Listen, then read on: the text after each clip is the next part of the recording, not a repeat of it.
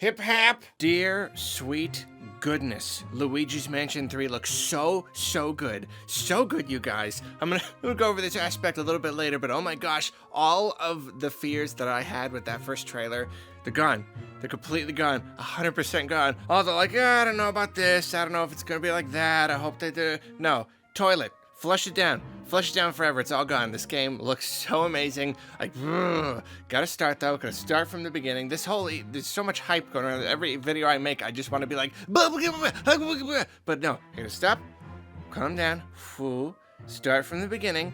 Some of this stuff I'll be retreading a tiny bit if you saw my general discussion of the Nintendo Direct.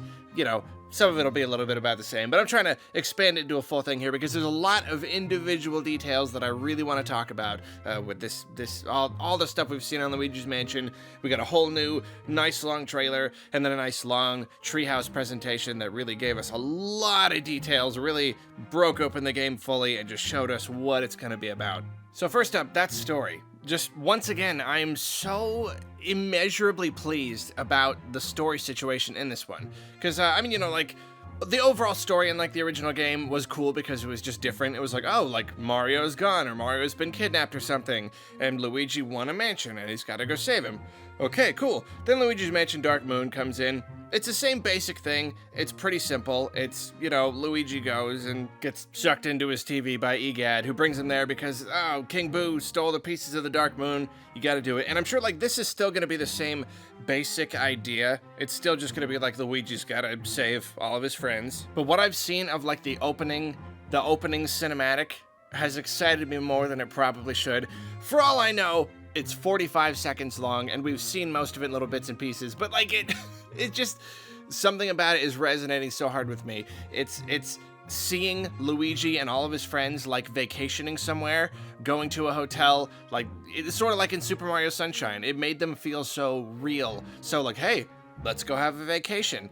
You know, you see this image of this weird lady at the door, so just, you know, something like a character. I don't really know what part she'll play, if any, but it's just like, oh, look, there are people, and these characters, they go places. They don't just get kidnapped and have to go run across platforms to save each other. Sometimes they're like, let's pack our bags and go on a vacation. The fact that the Polterpup is just Luigi's dog now. That's just a thing. That is an ongoing story kind of continuation thing. That's world building, and I love that. And it's all such small details, but sometimes it's those small details that make all the difference. Like I said before, it's a little bit like Paper Mario. We loved those games because they made the world feel real. They made the characters feel real, like they lived in a world. This world was not just an abstract kind of concept just created for Mario to jump across. It's an actual place that people live and have jobs and do stuff. And it's just terrific. Like, even if it is short, even if it is simple, I really can't wait to just see the full version of that opening, you know, opening cinematic or whatever. And I'm very eager to see if there's anything else in the game like that. I don't know if there will be or not, any continuing story, but we'll see. So we have learned of the setup, like the basic concept of the game. This is a hotel, obviously, a very large hotel, and apparently there's like a ghost or something that has possessed the elevator or something, but basically you have to get back the buttons. Getting back the buttons on the elevator is how you progress to each floor, and it's pretty clever. It's a good, simple setup. It's a good way to have a kind of a, you know, basic progression through the game. You go up and up and up. Pretty sure that does debunk my theory that you're trapped at the top and you're going down, but that's okay. You gotta save all your friends. They probably brought to the top or something like that. So I like the setup. It is interesting to see whenever there are shots of the elevator just how many floors there are. I think that's really interesting. I don't know if like, in a regular building, every floor is about the same size. Or, you know, whatever, exactly the same size. If you're talking like a skyscraper kind of deal, big tower. In this case, I don't know. I don't know what that's gonna be like, if some of them will spill over up and down, or if it's all just like everything, one floor, same size each time. We'll just have to see. But we do know that each floor has a theme, and oh gosh, I went back to watch all the treehouse footage because I really want to know everything about the game to, like, you know, give this video to you. I had to stop though. Like, they were in like the first floor, and then they went to a different floor, and it had like movie stuff in it. I had to shut it off. I couldn't do it. They're just like so far from what I've seen of the different themes. They're super weird. and cool and fun and really fun to look at. Just such a great variation of places. That was one of the things I loved so much about Dark Moon, was that each individual mansion had its own kind of theme. Now we're getting a different theme on every floor, possibly, I don't know, dozens or something. Can't even tell how many floors there are. So that's incredibly exciting. Every single time you go up a floor, it's gonna just be like, what's it gonna be? What are you gonna find this time? One thing I do love about these different floors so far is the scope. This was something, especially like looking at the first trailer, it looked like a very small kind of scope. Again, that is a fear that is just, it's gone now. There are big, huge environments where the camera pulls back and it's just really big. And like this is the kind of thing I was hoping for in, you know, a good non-handheld, you know, the Switch, whatever. Home console, big, graphically impressive Luigi's Mansion game for the modern day. It's like, this is what I was looking for. Just big, complex, beautiful places that really make you go, okay, this is probably not something they could have done on the GameCube, at least not to this degree. So I'm so happy about some of these places they're saying. Again, I'm like, trying not to look too hard when I look. Oh, but when I do, I'm so impressed. Some of these places look so neato. And then one of the best parts, portrait ghosts are essentially back. They're not technically portrait ghosts anymore, because they don't come out of portraits, but the guy in the treehouse confirmed he called them portrait ghosts or character ghosts, and I think character ghosts is a much more apt name for them. They're essentially the same thing. Sure, they look less like dead humans than the ones in the original Luigi's Mansion. You know, those ones actually kind of looked like people that were dead, even if they were a little cartoonish. These look more like they're made out of, you know, multicolored blue plasma or whatever, and their heads are just kind of shaped like people. It really doesn't matter, though. That's such a small, teeny tiny nitpick, because they're absolutely the same thing. Each one is fashioned like a different character. There's like a cop one, and there's like a movie director one, and a knight one, and it's just like, I'm just so happy. I'm so pleased. I don't know why they wouldn't at least give us one of these in the original trailer, just to make naysayers like myself just shut up already. Just be like, there's character ghosts, you dummies. Are you happy now? But no, and the guy in the treehouse even said there's like a couple dozen of them, which makes me think that there's probably one per floor, because a couple dozen floors is what it kind of looks like there is. And this aspect, oh, I'm just so excited. Like, just the handful they've shown in the trailers in the treehouse. Oh, I can't wait to see what kind of different characters they had. Like, they covered such a wide series of characters in the original game. So many different just tropes that sometimes I wonder, I'm like, maybe they won't do portrait ghosts again just because they did so many. And like, what other kinds of guys do you do? But like, this whole different themed floor is how you do it, because those were kind of the kind of people that you would find in an old dusty mansion, whereas this, each floor, you know, like a movie director, that kind of thing. So they're really branching out into what kinds of characters can be ghosts, different professions and stuff, and I just think that's absolutely terrific. It's much more creative, much more out there and wild in what it can be. Especially since you've got professions, you've got police officer and movie director, and then you've also got a knight. Okay, just a knight.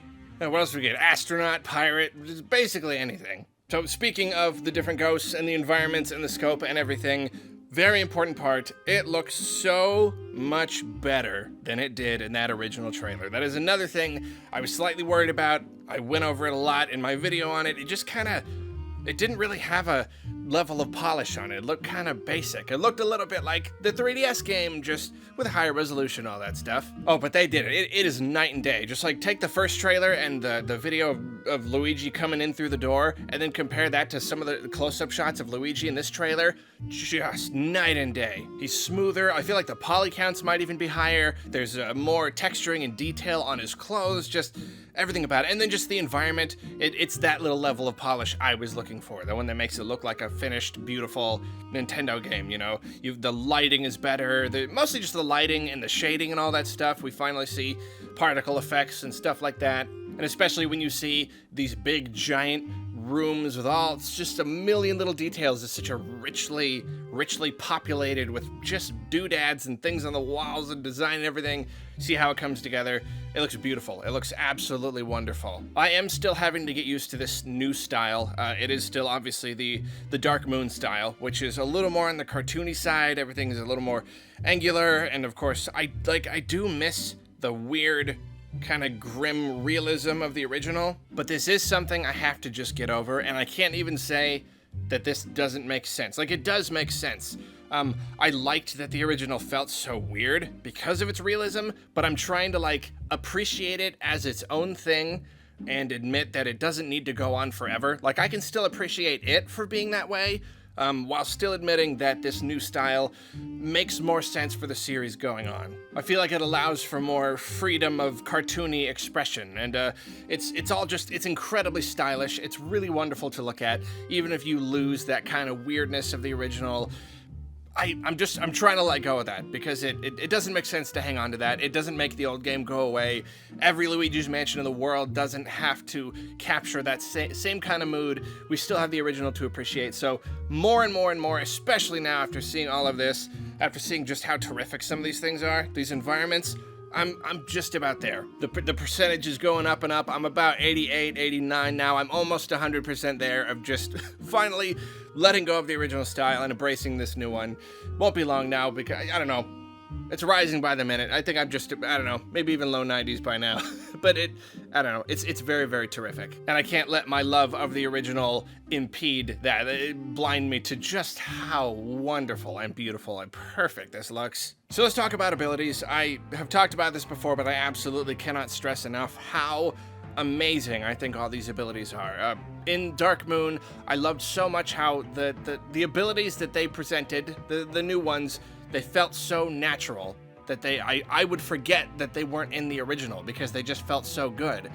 They advanced the series so perfectly. They worked so well with Luigi's moveset. And all over again, this is doing just that. They just fit so well. None of them feel completely arbitrary, you know? First, let's look at Burst, and I really like it because for two different reasons. Like, one, it fixes sort of an annoyance with the other games, and that is just sometimes when ghosts are all swirled around you and there's not a lot that you can do to avoid them, and you're sitting there sucking up a ghost, or just basically doing anything. Now you can use that burst to kind of, I'm sure you can't just do it again and again and again. You can use it to temporarily push them all away. That just gives a little more power to the player. And like Dark Moon gave a lot more control to the player, like as they're playing, which made it less frustrating, less feeling like hopeless when you're just sitting there and the guy's about to hit you. So I like that. So it fixes that sort of annoyance. And then it also brings a little bit of, I suppose, realism, a little bit of flavor to something that already existed. In Dark Moon, they introduced the idea that like while you're sucking up a ghost, you can jump to like kind of avoid guys. But then you look at the rest of the game and you're like, why can't I jump anywhere else? Why can I only jump there? It's a stupid small detail, but that kind of stuff bugs me. Now, in any situation, like, I mean, you know, you could still say, why can't Luigi jump? He's Luigi. But at the same time, oh, like you burst out of your vacuum, you know, puff of air. It's, I don't know, it just brings kind of consistency. It puts most of the moveset into the poltergust. And I don't know, it's just, it makes a little bit more sense to me, rather than being able to jump sometimes, but not all the time. Then the slam. This is beautiful. This is so absolutely perfect. And this is another one of those things, the kind of realism and consistency thing. So in Dark Moon, they introduced the idea that while you're sucking up a ghost, this meter fills up, and whenever it fills up, the A button flashes, and you can hit it to, like, I guess you kind of flash them again with your strobe bulb, and that kind of causes a little extra damage to them.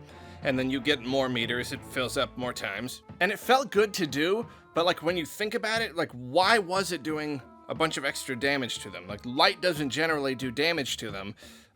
Whereas this, like, oh, you're slamming them. It's about the same thing, where you're waiting for your little meter to charge up all the way, and then when you do, you can slam them. And it looks like you can slam them again and again after that.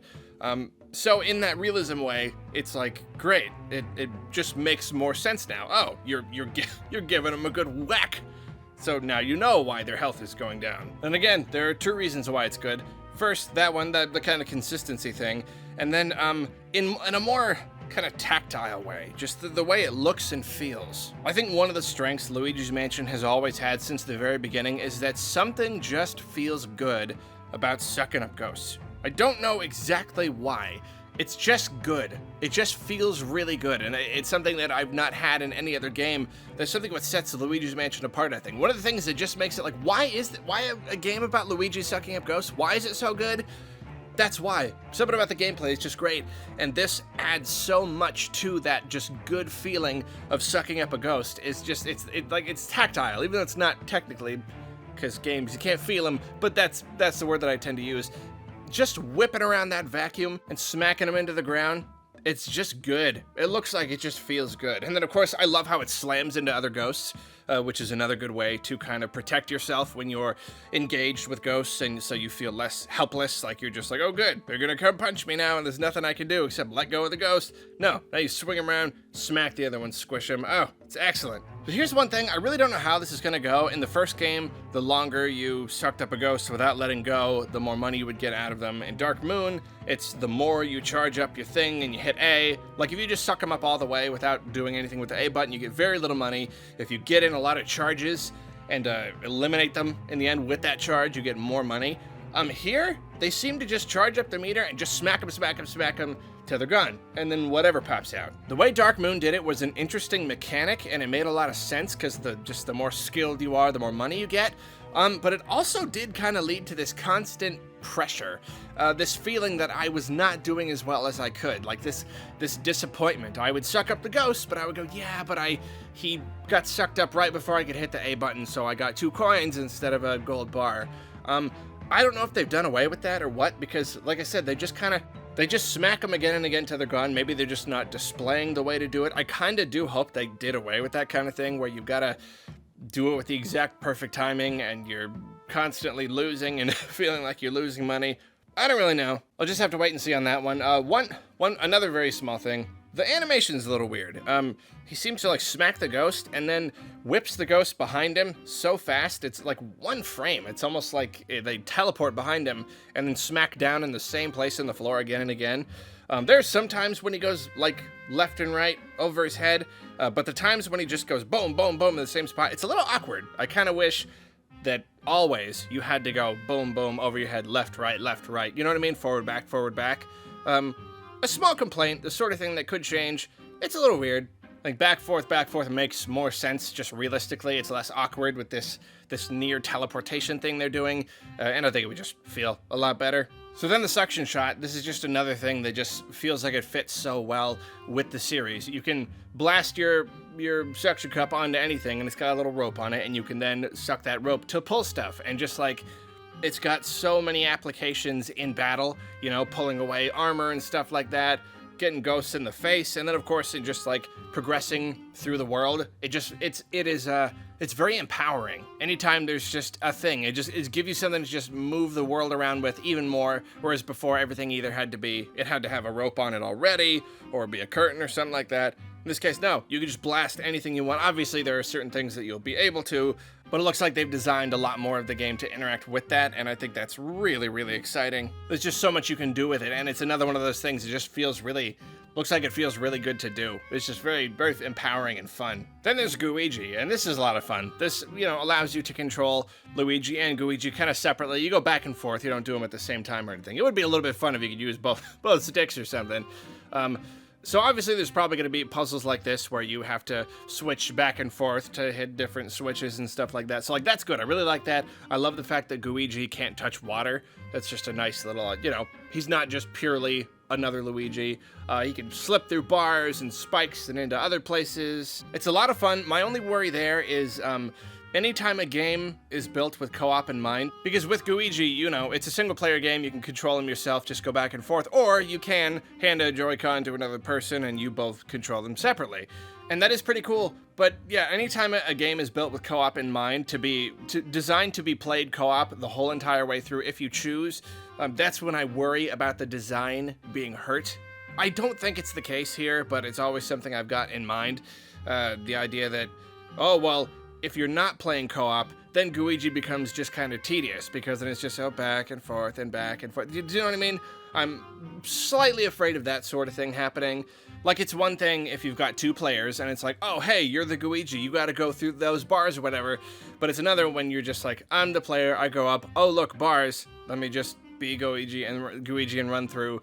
That could potentially become tedious if it's just, oh, a thing I can't do, so I be Gooigi, and then I can. There was no real obstacle to overcome. It's a thing you just kind of do. And I'll talk about this whole progression idea in just a little bit. I just hope it's not a thing where if you're not playing with 2 people, it's kind of just, you're at a disadvantage, and it's just a little bit less fun to play, Probably not, but we'll see. So here's a wonderful, beautiful thing. This game is not mission-based. It is official. There was like a little write-up someone did that said it, and then of course the guy in the treehouse very recently, the guy who's, I mean, like, this dude said they looked at the people at Next Level Games, they went on forums, and they actually listened to fans. They said they missed the portrait ghosts, and they did not like the mission structure. So they were like, okay, so yeah, finally it is official. I didn't think it was gonna be, but now we know. It's a big open thing. I do have very, very slight concerns, though, about the somewhat linear nature of just moving up a tower.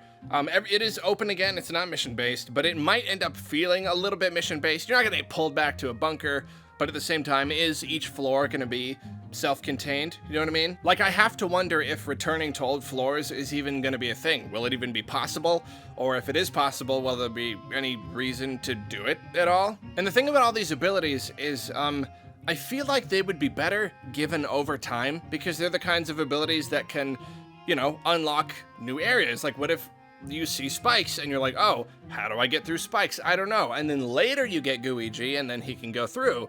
At least what it looks like in the treehouse and everything, they're in the first part of the game.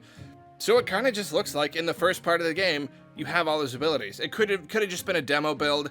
Maybe that's not true at all, but it seemed that way. And it feels like the kind of Luigi's Mansion I would love is if you're getting these abilities over time. So, you know, more and more of the mansion is unlocking. And I know it's funny. It's always funny when I ask for this sort of thing, because it's basically artificial padding. It really is just like gating off the player, and then when they get the right ability, they have to backtrack to come through. That's adventure style. It's like picking up keys, or it's like a Zelda or a Metroid, that kind of thing. I love that kind of progression. So my ideal Luigi's Mansion would be a big open thing where you're getting these over time. It doesn't look like that, though. It looks like you get them all in the beginning, and of course you're just moving up and up and up this big tower, and like, that's okay. It's a pretty small thing. I just feel like it would be nice, but it's just kind of a bummer having all these obstacles that aren't really obstacles when you always have the tools to overcome them. Always. If you, every single time you see spikes, you just use Gooigi. Why are there even spikes? Do you know what I mean? Like, what was the point of the spikes if there was never a point where you were like, oh no, how do I get past spikes? And I don't know, it could be over the first few floors you get these. Like in Dark Moon, probably you don't start immediately with all of them, but you do get them pretty early on, like throughout the first area of the game. So, I don't know, we'll see how that turns out. So, moving on to ScareScraper. I don't really have a lot to say about it. I'm a little sad it's about the same thing. You know me, I complain about it all the time. I don't like time challenges, like, see if you can beat it in the time. I don't like that. I like it more like, see if you are good enough to beat it at all, because it's extra hard. That's what I would really like here, but maybe this time, it still looks fun in this case. You know, I never played multiplayer on my 3DS ever. So now that it's on Switch and play them online and stuff, I might actually do it. That sounds pretty fun. It's great that you can have even more players this time. Looks fun. Looks like a fun little diversion. You guys want to play some ScareScraper with me? Alright. So man, overall, it just looks so good. Like I said earlier, I had those reservations about the first trailer. They're gone. They're completely gone. Oh, look at that. I'm at about 96% now. Acceptance of the new style. So, okay, we're just about there. By the time this goes out, I'll be at 100%. I absolutely cannot wait to get my hands on it. Luigi's Mansion is such a weird series. The first one is one of my favorite games of all time. Dark Moon was such a good advancement in ways, but then it was held back in other ways. This is Luigi's Mansion perfected right here. It looks like the true sequel we've been waiting for all these years. Not to say that the Dark Moon wasn't a sequel. Oh, not my Luigi's Mansion. Not exactly, but like just as a continuation of the first game. Oh man, it just looks terrific. It's bigger, it's more beautiful, there's more stuff to do, more abilities. It's got all of the charm and just like awesome animations and stuff of the second one, but just the bigness and grandness and open format of the first one. It's like the best of both worlds. And now the one thing we have to hope for is that it doesn't get delayed into 2020. Why didn't it get a release date? That scares me a lot. I have to hope that this September we get a direct and it gives us a November release date. Super weird they didn't give it to us. Animal Crossing I can take. Animal Crossing I can handle the delay. If they delayed this too, I would actually start to be pretty bummed. But we'll see. Whatever. It's gonna come out. I will stop talking about it now, and you have a great day.